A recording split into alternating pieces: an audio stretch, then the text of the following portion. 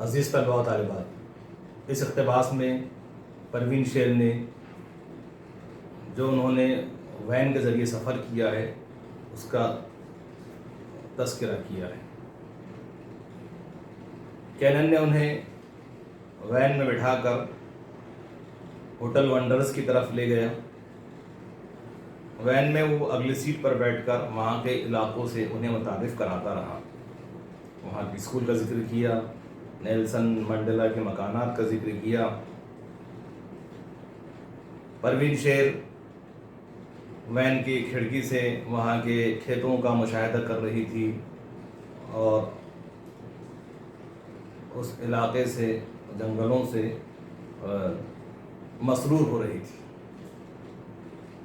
ان کی گاڑی کا ڈرائیور یوپا، اس نے جوہان برگ سے 20 میل کی دوری پر ایک علاقہ ہے سوئیٹو، وہاں پر اس نے گاڑی روک دی۔ یہ علاقہ انتہائی بدحال تھا، پسماندہ اور پچھڑا ہوا علاقہ تھا۔ تمام لوگ وہاں پر اترے۔ لوگوں نے وہاں کے رہن سہن، سیاہ فام لوگوں کے مزاج اور ان کی غربت کا مشاہدہ کیا۔ سوئیٹو یہ علاقہ اس قدر پسماندہ تھا کہ انگریزوں کے غلامی کے دور میں سیاہ فام کو جب کوئی سزا دی جاتی تھی تو انہیں سوئیٹو بھیج دیا جاتا تھا۔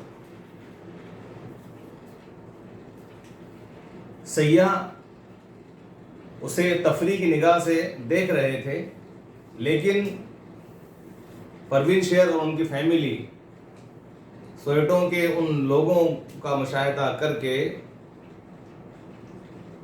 دل ہی دل میں کڑ رہے تھے۔ ان کے اندر ان کی مدد کرنے کا جذبہ پیدا ہو رہا تھا۔ جب انہوں نے سوئیٹو کے غریب خاندان کے 2 کمروں کا مشاہدہ کیا، جہاں پر ایک کمرہ ضعیف باپ کے لیے اور 9 افراد ایک ساتھ رہتے تھے، یہی نہیں بلکہ اس گھر کا جو ایک حمام خانہ تھا، جسے آج ہم واش روم کہتے ہیں، باتھ روم کہتے ہیں، تو اسے دوسرے ہمسائے بھی استعمال کرتے تھے۔ آپ اندازہ لگائیے اس غربت کا۔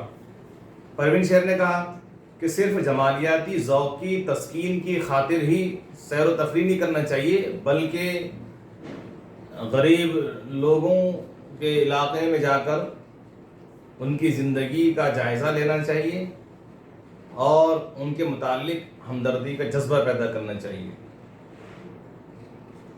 آج ہمیں اس پیراگراف میں، اس اقتباس میں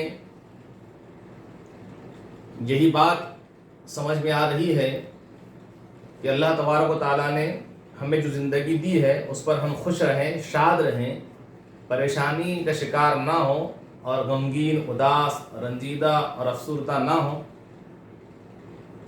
بلکہ اپنے حالات پر مطمئن رہ کر اور زیادہ بہتر بننے کی کوشش کریں اور غرباء، یتامیٰ و مساکین کی مدد کرنے کا جذبہ رکھیں، جیسا کہ پروین شیر کے فرزند فراز کے دل میں وہاں کے غریب بچوں سے ہمدردی پیدا ہو گئی تھی اور انہیں وہ بسکٹ اور چاکلیٹ خرید کر تقسیم کر رہا تھا۔